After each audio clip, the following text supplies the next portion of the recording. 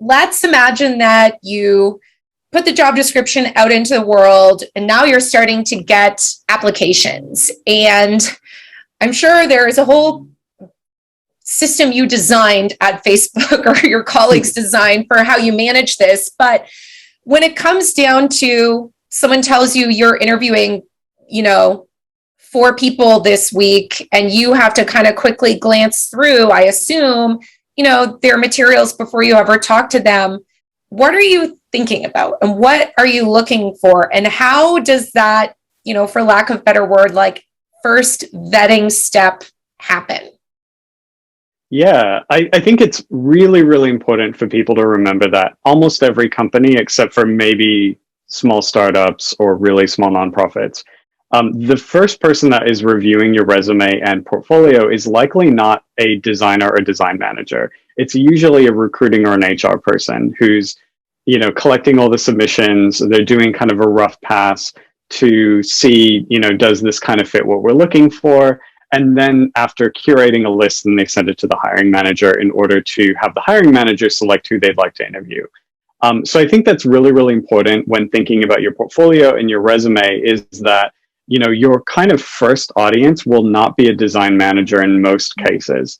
And a couple things that I like to think about there is that you want to make sure that your resume is easily scannable because these people are going through just a tremendous amount of resumes every day.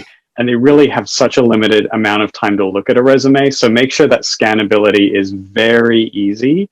And, that's using all the design principles that, you all know, which is have clear white space, hierarchy, especially in type hierarchy. Mm-hmm.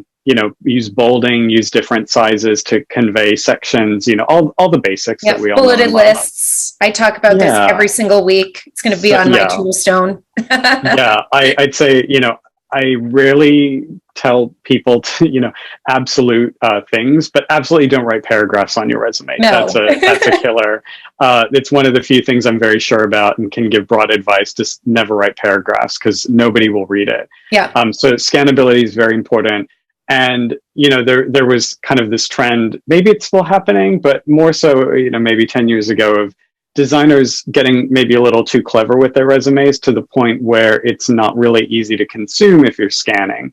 So while I do encourage you to design your resume nicely, don't get overly complicated or over design your resume because, frankly, it's really not worth it. And it might actually backfire because, if it's in a very obscure format or has just a lot going on, like those infographic style resumes, mm-hmm. Those poor recruiters who work really, really hard and they look at dozens of resumes every day, they can't scan it and they might just, end up passing over because they really can't absorb that information.